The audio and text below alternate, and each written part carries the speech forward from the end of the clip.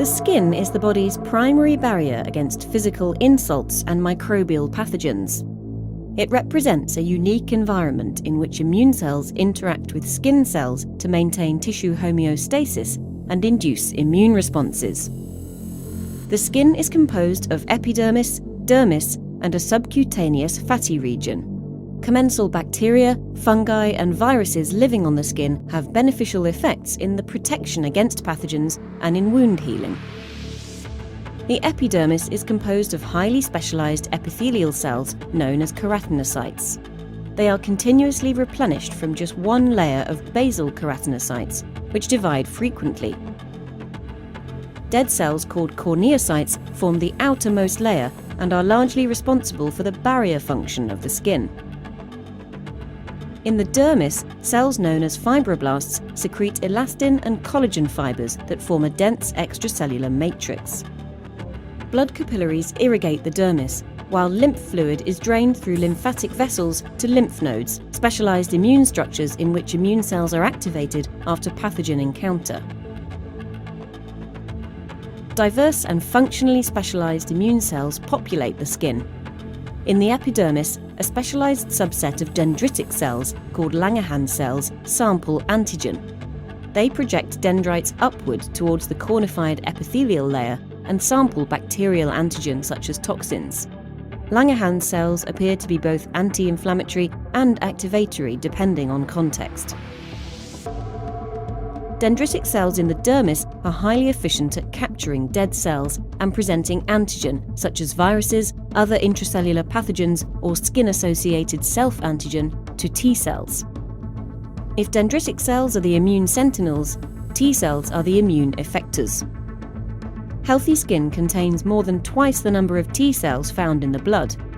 Most of them are memory T cells that have previously encountered antigen and can be rapidly reactivated.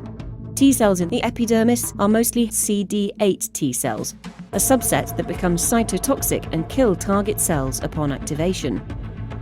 They're long-term residents in the epidermis, mostly disconnected from the circulation. T cells in the dermis are mostly helper CD4 T cells, which have a more modulatory role in the immune response. A variety of other immune cells, such as natural killer cells, eosinophils, and mast cells, are present in the dermis and might be involved in allergic reactions in the skin.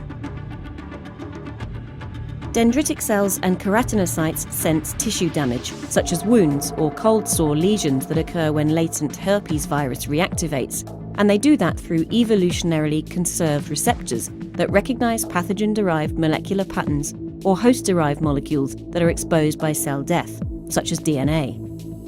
Keratinocytes produce antimicrobial peptides, which can kill bacteria directly, inflammatory mediators, such as interleukin-1 or IL-1, which activate dendritic cells, and chemokines, which recruit neutrophils, macrophages, and T cells.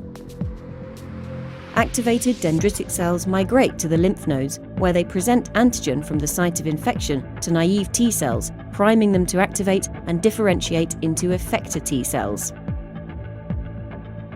Activated T cells return to the skin and kill infected keratinocytes to control viral infection or secrete signals that recruit additional immune effector cells.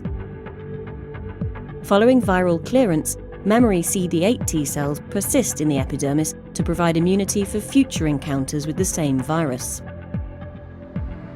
Immune responses can become dysregulated and cause skin disorders such as psoriasis or atopic dermatitis. Psoriasis is a lifelong inflammatory skin disease characterized by scaly reddish plaques. A combination of environmental and genetic factors confers susceptibility to the disease. Physical injury or inflammation can trigger the formation of an acute lesion. The antigenic trigger is unknown, but current models propose that stressed keratinocytes might release self-DNA, which in complex with an antimicrobial peptide activates dermal plasmacytoid dendritic cells to secrete high amounts of the antiviral mediator interferon. Together with pro-inflammatory IL-1 alpha released by stressed keratinocytes, interferon activates dermal dendritic cells to promote T cell differentiation. The earliest recognizable change in the affected skin is the accumulation of T cells and dendritic cells around blood vessels in the dermis. An overt lesion occurs when CD8 T cells, dendritic cells, and neutrophils infiltrate the epidermis. Specialized subsets of T cells secrete soluble mediators like interferon gamma and IL-17, which stimulate the proliferation of keratinocytes, and this produces a marked thickening of the epidermis. Signals from the proliferating keratinocytes act as chemoattractants for infiltrating neutrophils. Crosstalk between immune cells, keratinocytes, and dermal cells thus contributes to tissue remodeling and amplification of this dysregulated immune response. Without treatment, acute psoriatic lesions become chronic lesions. Genetic studies have identified psoriasis-associated susceptibility genes, some of them linking Th17 cells, the subset of T cells that produce IL-17, to psoriasis pathogenesis. Thus, immune cells in the skin exert important roles in maintaining the barrier function against pathogens, but can also become activated by self-antigen or harmless antigen to cause autoimmunity or allergies.